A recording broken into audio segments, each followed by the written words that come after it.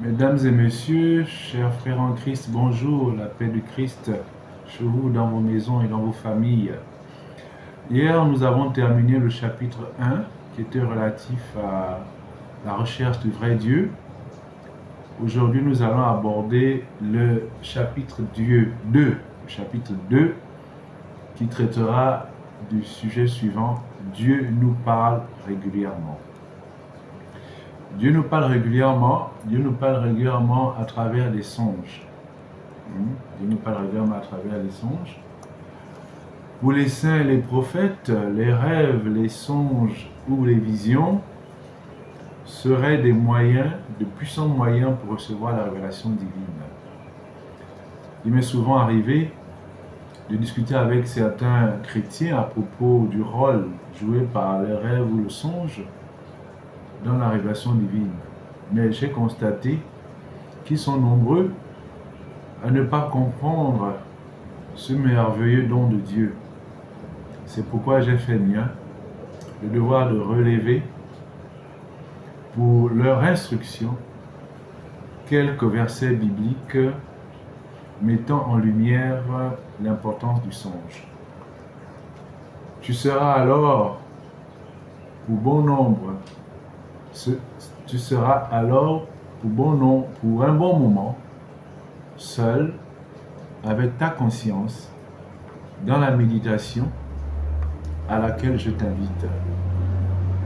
Pour ma part, j'ai moi-même dû lire la Sainte Bible dans son intégralité à plusieurs reprises afin de comprendre le mystère qui germait en nous. Ce fut merveilleux. Mais constate par toi-même en lisant. Dieu parle d'une façon et puis d'une autre sans qu'on prête attention. Par des songes, par des visions nocturnes, quand une torpeur s'abat sur les humains et qu'ils sont endormis sur leur couche. Alors il ouvre l'oreille des humains, il y scelle les avertissements qu'il leur donne. C'est dans Job 33, versets 14 à 16.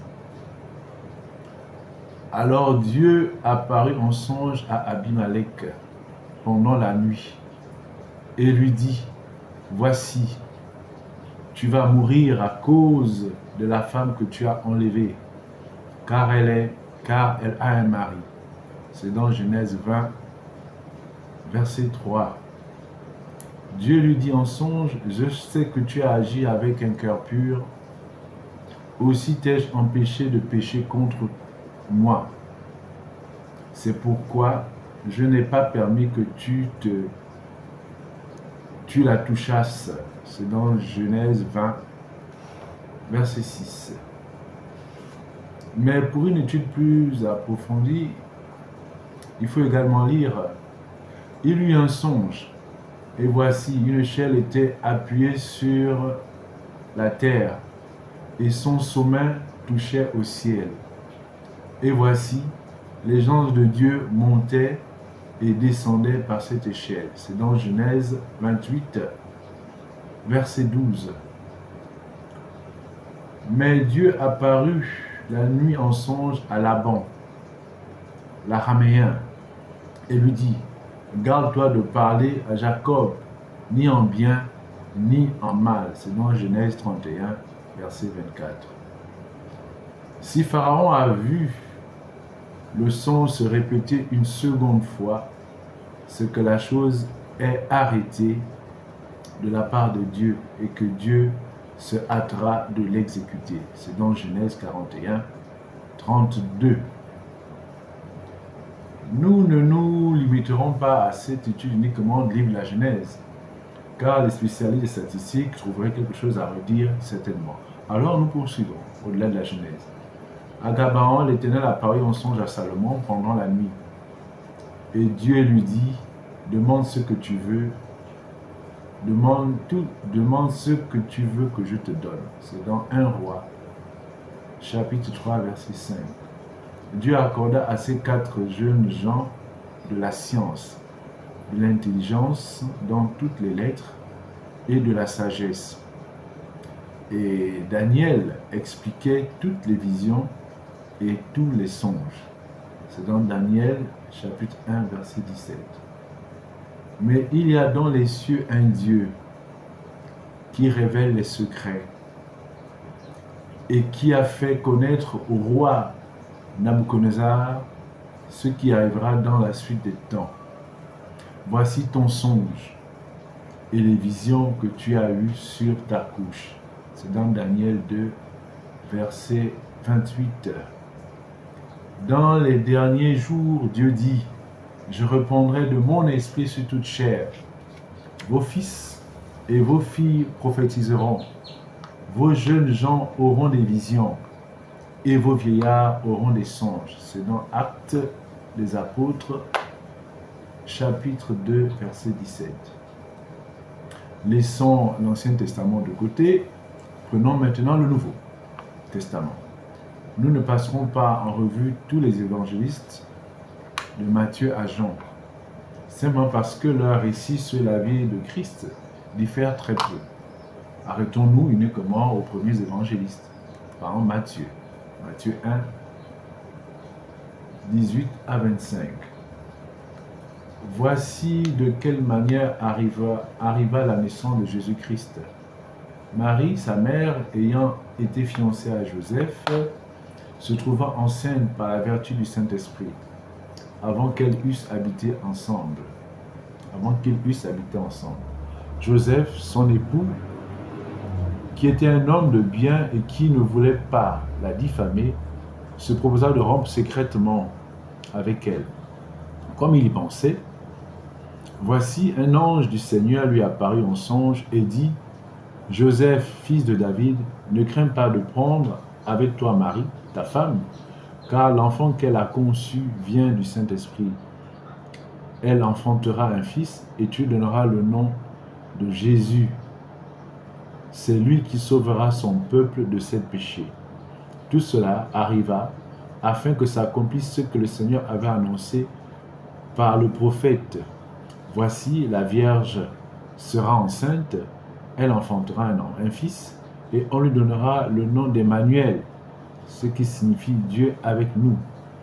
Joseph, s'étant réveillé, fit ce que l'ange du Seigneur lui avait ordonné, et prit sa femme avec lui. Mais il ne la connut point jusqu'à ce qu'elle eût enfanté un fils, auquel il donnera le nom de Jésus. Matthieu chapitre 2, versets 1 à 13. Jésus étant né à Bethléem, en Judée, au temps du roi Hérode, voici des mages d'Orient arrivèrent à Jérusalem et dirent, où est le roi des Juifs qui vient de naître? Car nous avons vu son étoile en Orient et nous sommes venus pour l'adorer.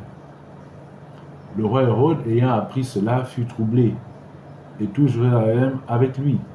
Il assembla tous les principaux sacrificateurs et les scribes du peuple, et il s'informa auprès d'eux où devait naître le Christ. Il lui dit à Bethléem, en Judée, car voici ce qui a été écrit par le prophète, et toi, Bethléem, terre de Juda, tu n'es certes pas la moindre entre les principales villes de Juda, car de toi sortira un chef qui paîtra Israël, mon peuple. Alors Hérode fit appeler en secret les mages et s'enquit soigneusement auprès d'eux depuis combien de temps l'étoile brillait.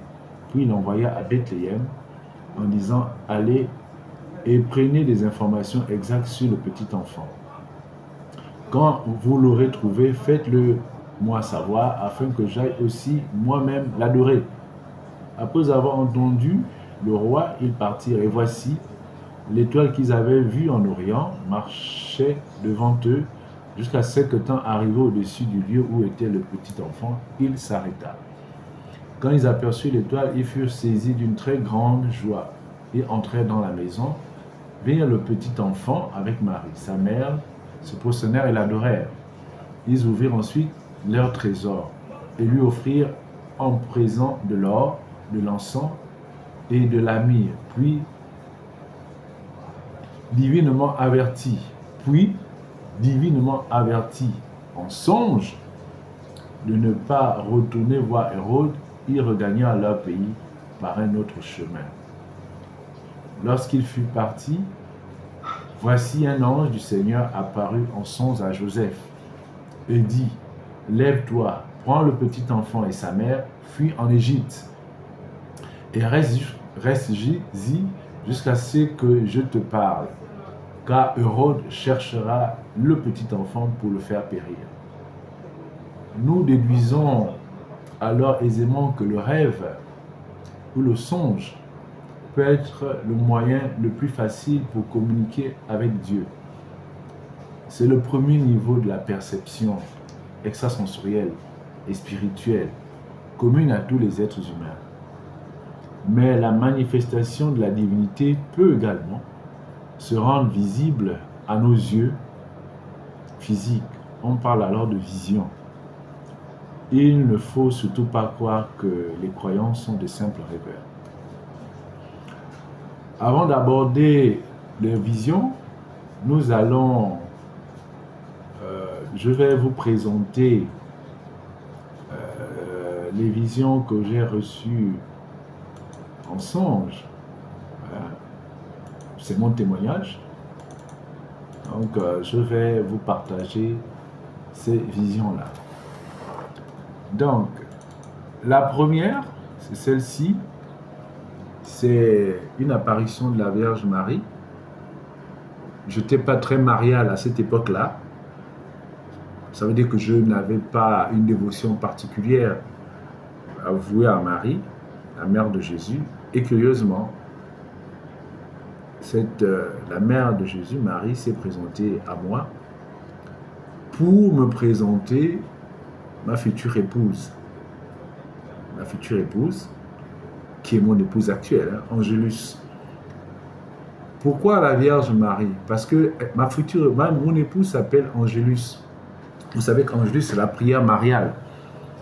Donc, Marie est venue me présenter à ma future épouse, qui est mon épouse aujourd'hui, parce qu'il y a un lien spirituel entre elle et mon épouse. On va dire mon épouse, puisque c'est Angélus, la prière mariale, c'est un peu comme sa filleule, comme sa fille. Elle est venue me présenter sa fille. Ensuite, vous avez l'autre vision. L'autre vision, c'est la suivante. Ici, c'est Gabriel, l'ange Gabriel, le messager de Dieu. Il m'est apparu, le contexte, c'était ma petite sœur, Agnès, ce matin à 9h, fait une transe. Elle fit une transe. Mon neveu vient, j'étais dans la chambre en train de d'aller au boulot. Mon neveu vient me voir pour dire, ah, maman Agnès a un problème. Quand je me présente au salon, je trouve ma petite sœur en transe. Dans cette transe, je m'adresse à elle pour lui demander qu'est-ce qui se passe. Elle me répond que la voix était la sienne, mais les propos n'étaient pas ses propos. Parce que la personne qui a parlé en disant Agnès a été attaquée mystiquement. Elle a été agressée mystiquement. Je dis par qui? Par vos parents paternels et maternels. Et je pose la question de savoir qu'est-ce que je peux faire. Et c'est comme ça que la personne qui parlait à travers ma petite sœur m'a dit il faut faire le credo. À cette époque, je ne connaissais pas le credo. Donc vous imaginez bien, j'ai dû me remettre à fouiller dans la littérature de l'Église pour retrouver le credo. Et j'étais quand même dubitatif parce que je me suis posé la question, quelle est la voix qui parlait à travers ma petite sœur?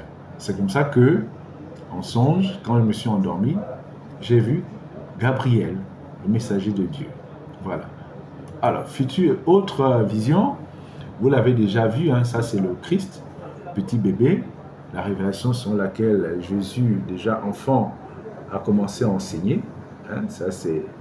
Et ce jour-là, dans cette vision, ce petit bébé que vous voyez là m'a appelé par mon nom. Imaginez un petit bébé qui vous appelle par votre nom, vous êtes surpris par ce phénomène. La vision suivante, c'est celle qui présente des chrétiens qui passent des ténèbres à la lumière. Hein, c'est en fait une révélation de ce qu'on peut appeler la grâce de Dieu. C'est-à-dire beaucoup de chrétiens accèdent au royaume de Dieu par grâce, non pas par mérite, par grâce. C'est la grâce de Dieu qui fait en sorte que tous ces chrétiens qui sont dans les ténèbres traversent pour arriver à la lumière divine, à la lumière de Dieu. C'est la grâce. Ici, c'est une autre vision. C'est le Christ qui me rend visite avec ses anges.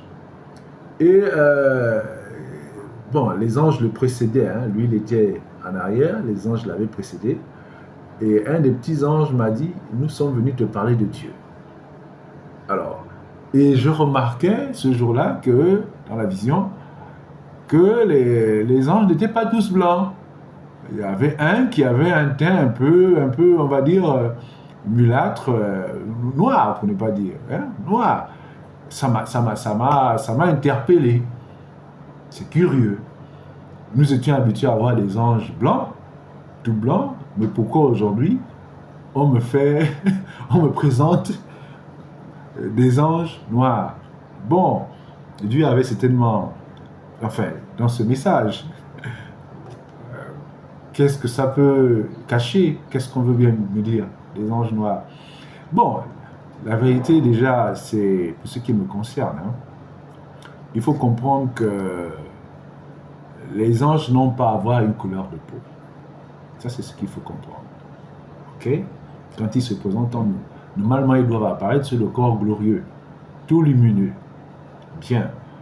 Maintenant, certainement pour me rassurer que la grâce de Dieu est, comment dirais-je, le message d'évangile concerne tous les peuples, c'est certainement pourquoi Jésus est arrivé avec des anges aussi bien blancs, le coderne, que noirs.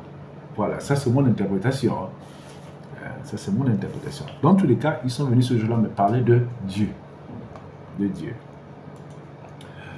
Ici, la vision suivante, là, on avait déjà parlé de cette vision, c'est-à-dire ces deux costauds anges, des archanges, qui étaient venus me dire que je n'avais pas à me présenter à l'élection de l'amicale des Gabonais en Côte d'Ivoire, parce que j'étais convalescent. Et pour la petite histoire, je m'étais quand même présenté, mais j'ai été battu à plat de couture. Alors là, quand Dieu n'est pas avec vous, pour faire quelque chose, quand ils ne sont pas d'accord, vous ne pouvez rien faire. Nous avions été laminés, parce que Dieu n'était pas d'accord pour que je me présente aux élections. D'accord? Voilà.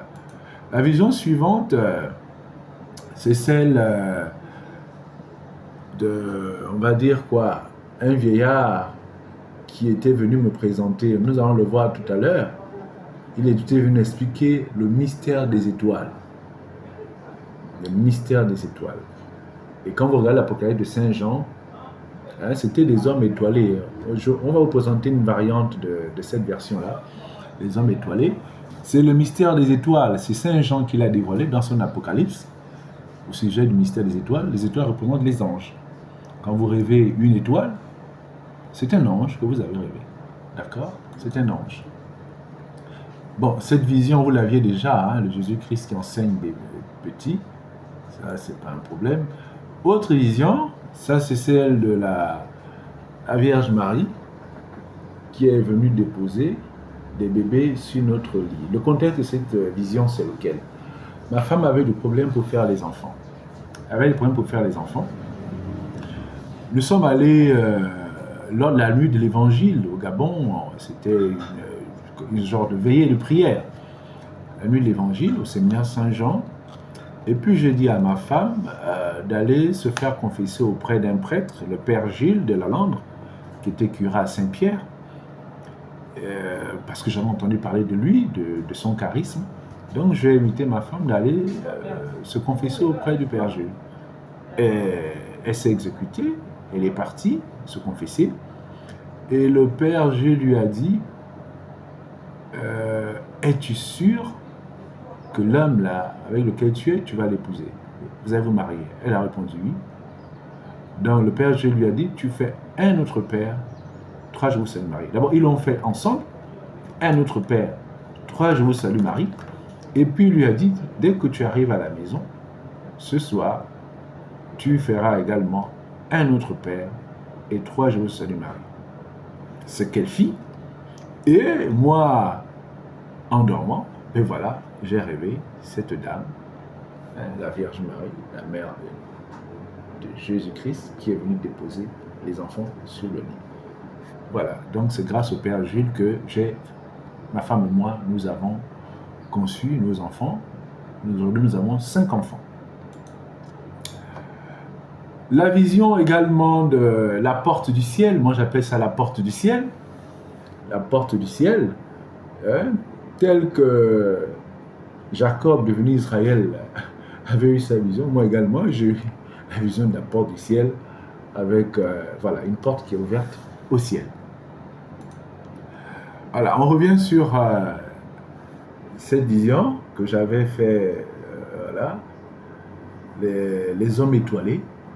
Et ici, vous avez la personne que j'ai identifiée comme étant, avec sa canne, Moïse, comme étant Moïse, qui était venu m'expliquer le mystère des étoiles. Il faut reconnaître que, bon, ça aurait pu être aussi Saint Jean, puisque c'est Saint Jean qui l'a révélé dans son Apocalypse. J'avais été intrigué parce que je ne savais pas que Moïse, le prophète, pouvait être noir. Cette vision m'a interpellé. Et j'ai dû rechercher cette information et je suis tombé sur certaines vidéos dans YouTube qui révèlent la possibilité que Moïse ait été noir. Voilà, vous voyez que les visions servent quelquefois à nous remettre dans un contexte. Voilà. Donc, voilà pour les visions. Nous poursuivons avec le point suivant. Dieu nous parle. Tout à l'heure, c'était par les songes. Maintenant, c'est par les visions. Nous pouvons affirmer que la vision directe se situe dans le prolongement logique du rêve ou du songe. Mais ce n'est pas une règle qui ne souffre pas d'exception, car c'est Dieu seul qui est dans sa toute-puissance, Dieu seul dans sa toute-puissance qui choisit le canal, c'est-à-dire la personne, par laquelle il va s'exprimer, et les caractéristiques de ce canal, le rêve, la vision ou le songe, ou rêve, vision simple ou accompagné d'extase ou de transe. Les versets bibliques suivants vont illustrer mes propos. Genèse 15, versets 1 à 5. Après ces événements, la parole éternelle fut adressée à Abraham dans une vision. Et il dit, Abraham, ne crains point, je suis ton bouclier, et ta récompense sera très grande. Abraham répondit, Seigneur éternel, que me donneras-tu? Je m'en vais sans enfant, et l'héritier de ma maison, c'est Eliezer de Damas. Et Abraham dit, voici, tu ne m'as pas donné de postérité, et celui qui est né dans ma maison sera mon héritier. Alors la parole éternelle lui fut adressée ainsi, ce n'est pas lui qui sera ton héritier, mais c'est celui qui sortira de tes entrailles qui sera ton héritier. Et après l'avoir conduit dehors, il dit, regarde vers le ciel et compte les étoiles, si tu peux les compter. Et il lui dit, telle sera ta postérité. Donc c'est une vision directe qu'Abraham a eue. Mais il faut aussi lire les textes bibliques suivants. Genèse 16, versets 7 à 14, Genèse 17, versets 1 à 2, Genèse 18, versets 1 à 3, Genèse 35, versets 9 à 15. Passons à Exode, Exode 3, 1 à 6. Moïse faisait paître le troupeau de Jéthro, son beau-père, sacrificateur de Madian. Et il mena le troupeau derrière le désert et vint à la montagne de Dieu, à Horeb. L'ange éternel lui apparut dans une flamme de feu au milieu d'un buisson. Moïse regarda et voici le buisson était tout en feu et le buisson ne se consumait point. Moïse dit, je veux me détourner pour voir quelle est cette grande vision et pourquoi le buisson ne se consume point. L'Éternel vit qui se détournait pour voir. Et Dieu l'appela au milieu du buisson et dit, Moïse, Moïse, et il répondit, me voici. Dieu dit, n'approche pas d'ici, ôte tes souliers de tes pieds, car le lieu sur lequel tu te trouves, tu te tiens, est une terre sainte. Et il ajouta, je suis Dieu de ton père, le Dieu d'Abraham, le Dieu d'Isaac, le Dieu de Jacob. Moïse se cacha le visage car il craignait de regarder Dieu. Voilà, ça c'est une vision directe, c'est-à-dire c'est pas du songe, c'est la vision directe. Lire, il faut également lire l'Exode 13, 21, 22, Exode chapitre 14, 19, 20, Exode chapitre 16, verset 10 à 12, Exode 33, verset 9 à 11, Exode 33, verset 20 à 23, Exode 35, verset 29 à 30. Ce sont des visions directes. Le Deutéronome. Dans le Deutéronome, bon, en tout cas, en matière de vision, on ne va pas toutes les lire. On vous donne juste des références bibliques dans lesquelles vous aurez d'autres visions directes. Vous avez le Deutéronome 4, chapitre 4, versets 11 à 16. Vous avez également Josué 5, 13 à 15, Josué 13, 22 à 21, Isaïe 6, 1 à 9, Luc 1, 5 à 25, Luc 1, 26 à 38, Luc 2, 8 à 20, Luc 3, 21 à 23, Luc 9, 28 à 36, Matthieu 3, 13 à 17, Matthieu 17, 1 à 13, Marc 1, 9 à 11, Marc 9, 2 à 13. D'accord? Vous avez également Nombre 22, 22 à 31, Actes 9, 1 à 6. Voilà autant de textes bibliques sur la vision directe. D'accord? Donc, on ne va pas... Maintenant, on arrive au point suivant. Dieu nous parle, par exemple, de nos frères en Christ.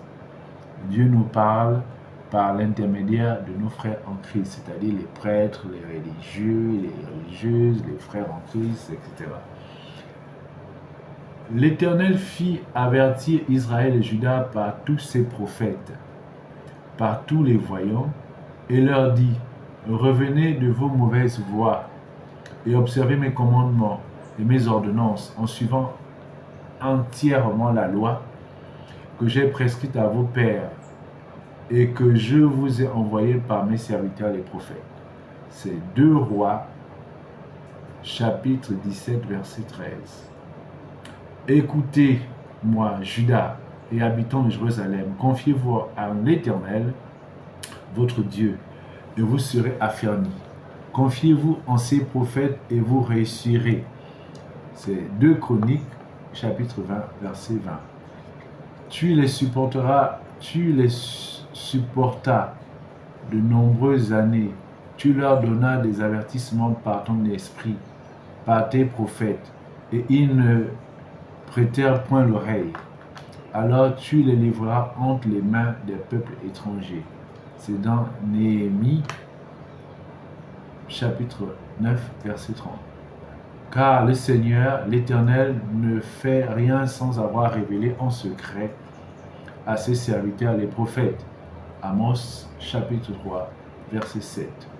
Et Dieu a établi dans l'Église, premièrement, des apôtres, secondement, des prophètes, troisièmement, des docteurs, ensuite ceux qui ont le don des miracles, puis ceux qui ont les dons de guérir, de secourir, de gouverner, de parler diverses langues. C'est dans 1 Corinthiens, chapitre 12, verset 28. Les prophètes qui ont prophétisé touchant la grâce qui vous était réservée ont fait de ce salut l'objet de leur recherche et de leur investigation. C'est dans 1 Pierre, chapitre 1, verset 10. Il eut parmi le peuple de faux prophètes, et il y aura même parmi vous de faux docteurs qui introduiront des sectes pernicieuses et qui, régnant le maître qui lui a racheté, attireront sur eux une ruine soudaine. C'est dans 2 Pierre, chapitre 2, verset 1. La Bible déclare: nous sommes prêtres, prophètes et rois. Vous, au contraire, vous êtes une race élue, un sacerdoce royal, une nation sainte, un peuple acquis, afin que vous annonciez les vertus de celui qui vous a appelé des ténèbres à son admirable lumière. C'est dans 1 Pierre, chapitre 2, verset 9. Et qui a fait de nous un royaume des sacrificateurs pour Dieu son Père. À lui soit la gloire et la puissance au siècle des siècles. Amen. C'est dans Apocalypse 1, verset 6. Tu as fait d'eux un royaume et des sacrificateurs pour notre Dieu, et ils régneront sur la terre. C'est dans Apocalypse 5, verset 10. Voilà le point suivant. Nous aborderons maintenant, Dieu nous parle lors des rencontres. Dieu nous parle lors des rencontres. Il y a certaines rencontres qui ne sont pas fortuites. C'est Dieu qui les programme. Des personnes qu'on met sur votre chemin pour vous aider, etc. Un ange du Seigneur s'adressa à Philippe, lui dit: lève-toi et va du côté du midi, sur le chemin qui descend de Jérusalem à Gaza, celui qui est désert. Actes des Apôtres, chapitre 8, verset 26. L'Esprit dit à Philippe: avance et approche-toi de ce char. Actes des Apôtres 8, verset 29. Philippe accourut et entendit l'Éthiopien qui lisait le prophète Isaïe. Il lui dit: comprends-tu ce que tu lis? Actes des Apôtres, chapitre 8, verset 30. C'est une rencontre entre Philippe et l'Éthiopien. Il répondit: comment le pourrais-je si quelqu'un ne me guide? Et il invita Philippe à monter et à s'asseoir avec lui. Actes des Apôtres, chapitre 8, verset 31. L'eunuque dit à Philippe, l'eunuque éthiopien: je te prie, de qui le prophète parle-t-il ainsi? Est-ce de lui-même ou de quelque autre? Actes des Apôtres, chapitre 8, verset 34. Alors Philippe, ouvrant la bouche, et commença par ce passage, lui annonça la bonne nouvelle de Jésus. Actes des Apôtres, chapitre 8, verset 35. Philippe dit: si tu crois de tout ton cœur, cela est possible.